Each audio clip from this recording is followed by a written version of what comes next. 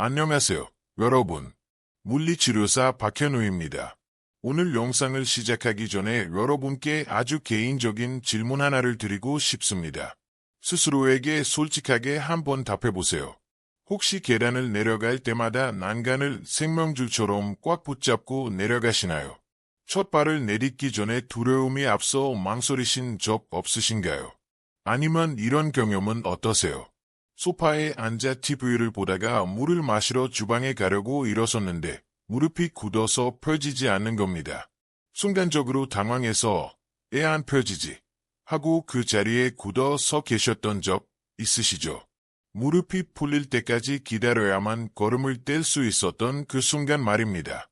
만약 이 이야기가 남 일 같지 않다면 결코 혼자가 아닙니다. 저는 지난 20년 동안 여러분과 똑같은 고민을 가진 수많은 환자분들을 치료해왔습니다. 그리고 그 긴 시간 동안 저는 통증 치료에 대한 제 생각을 완전히 뒤바꾼 충격적인 진실 하나를 발견했습니다. 들으실 준비 되셨나요? 만성 무릎 통증으로 고생하는 분들의 90%는 사실 무릎 자체에 문제가 있는 게 아니었습니다. 믿기 힘드시죠? 하지만 제 이야기를 끝까지 들어보세요. 이 통증의 진짜 범인, 진짜 악당은 무릎이 아닌 다른 곳에 숨어 있었습니다. 범인은 바로 무릎 아래 꽉 막혀버린 발목이거나 무릎이 뻣뻣하게 굳은 엉덩이 근육이었습니다. 오늘 저는 약도, 비싼 주사도, 수술도 아닌 단 4가지 간단한 동작만으로 수년간의 무릎 통증에서 해방된 실제 환자분들의 사례를 소개해 드리려 합니다. 지금 알려드릴 이 방법을 모른다면 앞으로도 계단은 영원히 여러분의 적이 될 것입니다. 하지만 오늘 영상을 끝까지 보시고 이 루틴을 꾸준히 하신다면 단 2주 만에 무릎이 완전히 달라지는 걸 느끼실 수 있습니다. 제가 20년 임상 경험으로 검증한 벌프 무릎 보활 4단계 루틴 벌프을 지금부터 하나씩 알려드리겠습니다. 시니어분들이나 거동이 불편한 분들도 안전하고 쉽게 따라 하실 수 있도록 만들었습니다. 이 4단계만 제대로 따라 하시면 계단을 내려갈 때 찌릿한 통증, 앉았다 일어설 때의 뻣뻣함, 오래 걸은 뒤 욱신거리는 통증이 모두 사라질 겁니다. 지금부터 보여드릴 모든 동작은 집 거실에서 혼자 할 수 있고 특별한 도구도 필요 없습니다. 수건 한 장이면 충분합니다. 본격적인 내용을 시작하기 전에 이 정보가 여러분의 삶을 되찾는 데 도움이 될 것 같다면 좋아요와 구독 부탁드립니다. 무료이지만 여러분이 건강 정보를 놓치지 않게 해줄 소중한 투자입니다. 무릎 통증에 관한 3가지 위험한 오해. 먼저 짚고 넘어가야 할 게 있습니다. 많은 분들이 잘못 알고 계셔서 오히려 병을 키우는 3가지 위험한 오해를 풀어야 합니다. 오해 1.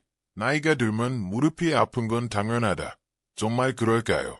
저는 절대 동의하지 않습니다.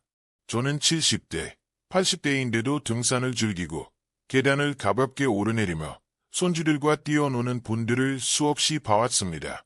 반대로 40대, 50대인데도 통증 때문에 집 밖에 나가는 걸 두려워하는 분들도 많이 봤죠. 문제는 나이가 아니라 벌프 관리 벌프입니다. 네. 나이가 들면 연골이 닳는 건 생물학적인 사실입니다. 하지만 여기 비밀이 있습니다.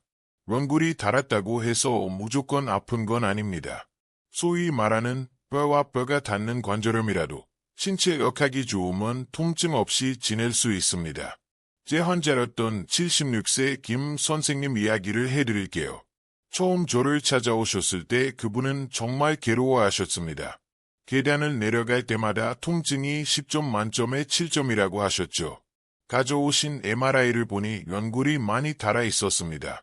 본인은 이제 무릎은 다 썼다고 생각하고 계셨죠. 하지만 제가 직접 검사해 보니 흥미로운 점을 발견했습니다. 발목이 완전히 잠겨 있었고 종아리 근육은 돌처럼 딱딱했습니다. 첫 치료 때 저는 무릎은 건드리지도 않았습니다. 그저 발목을 풀어주고 종아리를 마사지해 드렸죠. 어떻게 됐을까요? 단 2주 만에 통증이 7점에서 2점으로 떨어졌습니다. 연골은 그대로였지만 통증은 사라진 겁니다. 이건 통증의 원인이 관절 자체가 아니라 주변 근육의 경직 때문이라는 명확한 증거입니다. 오해이, 무릎이 아프면 무릎만 치료해야 한다. 이게 가장 흔한 실수입니다. 무릎이 아프니까 무릎을 마사지하고 무릎에 찜질하고 무릎에만 파스를 덕지덕지 붙이시죠. 하지만 그건 임시방편일 뿐입니다. 우리 몸은 하나로 연결된 사슬과 같습니다. 무릎은 위로는 고관절, 엉덩이, 아래로는 발목 관절 사이에 끼어 있습니다. 한번 생각해 보세요. 발목이 뻣뻣해서 걸을 때 충격을 흡수하지 못하면 그 충격은 어디로 갈까요? 고스란히 무릎으로 전달되어 뼈를 때립니다. 엉덩이 옆 근육이 약해서 다리를 지탱하지 못하면 걸을 때마다 무릎이 안쪽으로 무너지게 됩니다. 실제로 연구에 따르면 무릎 통증 환자의 80% 이상이 발목 움직임 제한과 엉덩이 근력 약화를 가지고 있습니다. 무릎만 치료하는 건 기초가 무너져가는 집에서 벽에 생긴 금만 페인트로 칠하는 것과 같습니다. 5의 3. 무릎이 아프면 운동을 쉬어야 한다. 통증이 너무 심해서 붓고 열이 날 때는 며칠 쉬는 게 맞습니다. 하지만 만성 통증 때문에 아예 움직이지 않고 가만히 계신다면 그건 스스로 무덤을 파는 것과 같습니다. 움직이지 않으면 근육은 쪼그라들고 관절은 녹슨 경첩처럼 더 굳어버립니다. 결국 통증은 더 심해지죠. 달리기나 점프 같은 무리한 운동은 피해야겠지만 관절의 움직임을 회복시키는 스트레칭과 강화 운동은 적극적으로 해야 합니다. 관절에게 움직임은 곧 윤활유입니다. 진짜 원인, 건물 이론. 오해를 풀었으니 진짜 원인을 알아봅시다. 우리 몸을 건물이라고 상상해보세요. 이 무릎은 건물의 기둥입니다. 이 발목과 엉덩이는 건물의 기초이자 지지대입니다. 기초가 기울어지면 기둥에 금이 가는 건 당연한 이치죠. 이 발목이 뻣뻣하면 발이 자연스럽게 구르지 못해 충격이 그대로 전달됩니다. 계단 내려갈 때 느끼는 그 날카로운 통증의 원인입니다. 이 엉덩이 옆 근육이 약하면 골반이 흔들립니다. 무릎이 안쪽으로 쏠리면서 무릎 안쪽 연골을 갈아버리는 욱신거리는 통증을 만듭니다. 허벅지 뒷근육이 약하면 무릎이 뒤로 과하게 꺾이며 반장슬, 무릎 뒤쪽에 통증이 생깁니다. 무릎을 고치려면 다리 전체를 봐야 합니다. 무릎 보활 4단계 루틴. 이 원리를 바탕으로 만든 4단계 루틴을 소개합니다. 1. 발목 풀기. 2. 종아리 속근육 풀기. 3. 엉덩이 열기. 4. 허벅지 뒤 강화하기. 순서가 매우 중요하니 건너뛰지 마세요. 시작해 봅시다. 1단계. 종아리 겉근육, 비복근, 풀기. 모프. 종아리 뒤쪽에 큰 근육을 봅니다. 여기가 굳으면 발목이 잠깁니다. 아침에 첫 발을 뗄 때 발이 둔탁하거나 꺾고 나서 무릎 앞쪽이 아픈 분들에게 필수입니다. 방법. 1. 수건이나 벨트를 준비하세요. 2. 바닥이나 침대에 편안히 앉습니다. 3. 한쪽 다리는 편하게 구부리고 스트레칭할 다리는 앞으로 쭉 펴주세요. 4. 편 다리의 발볼, 발가락 아래 부분에 수건을 겁니다. 5. 양손으로 수건을 몸 쪽으로 천천히 당겨주세요. 핵심 포인트. 무릎을 완전히 펴서 바닥에 붙이는 것이 핵심입니다. 무릎이 구부러지면 효과가 없습니다. 발끝이 몸 쪽으로 당겨지면서 종아리 이쪽과 무릎 뒤가 시원하게 당기는 느낌을 받으셔야 합니다. 시간 20에서 30초 유지하세요. 숨 참지 마시고 편안하게 쉬세요. 한 다리당 2, 3회 반복합니다. 이것만 해도 아침 발걸음이 훨씬 가벼워집니다. 2단계, 발목 안정성 회복, 가자미근, 모프. 많은 분들이 놓치는 종아리 깊은 곳에 가자미근을 타겟으로 합니다. 의자에 앉거나 일어설 때 무릎이 찌릿하다면 이 근육이 범인일 확률이 높습니다. 방법. 1. 벽 앞에 한 걸음 정도 떨어져 섭니다. 2. 한 발을 앞으로, 다른 발은 뒤로 둡니다.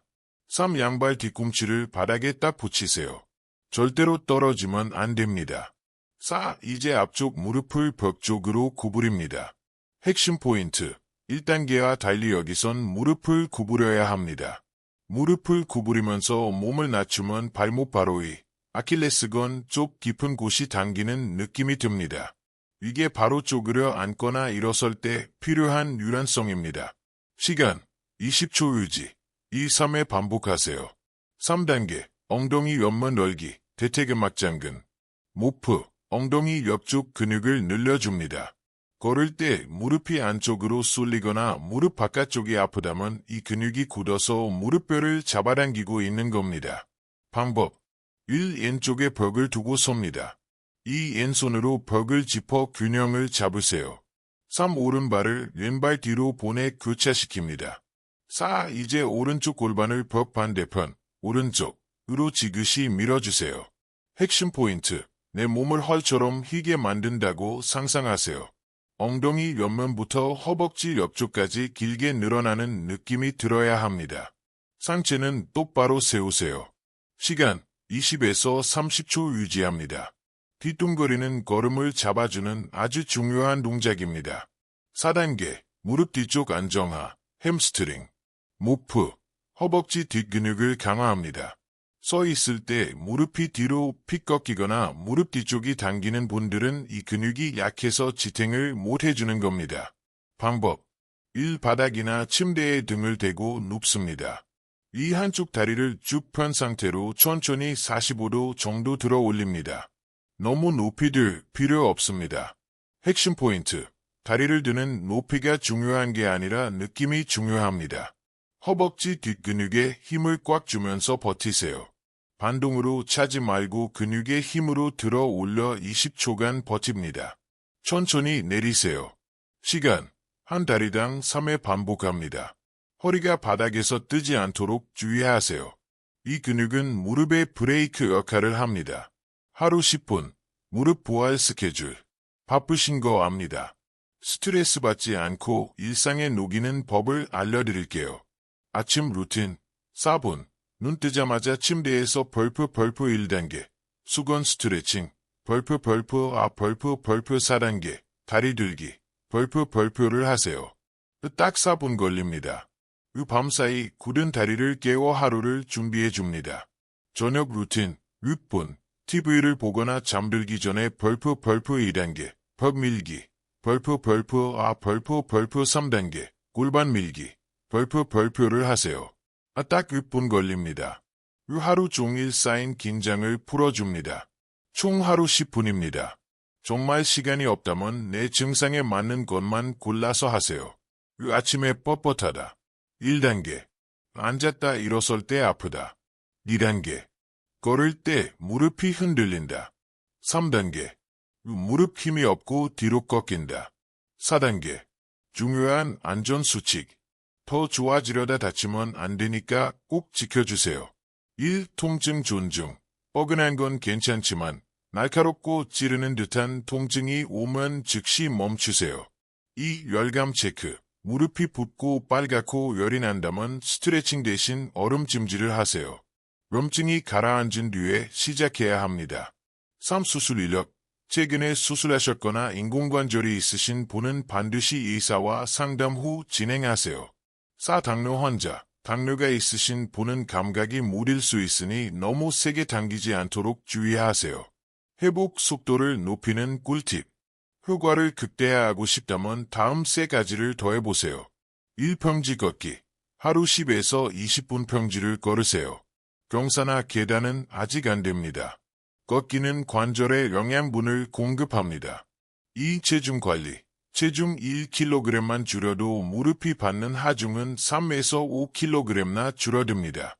조금만 빼도 무릎은 살 것 같다고 느낍니다. 3. 항염식단. 오메가3가 풍부한 생선과 베리류를 드세요. 튀긴 음식과 설탕은 관절 염증의 적입니다. 4. 반신욕. 저녁에 따뜻한 물로 목욕하면 혈액순환을 돕고 근육을 이완시켜줍니다. 언제쯤 좋아질까요? 가장 궁금하실 겁니다.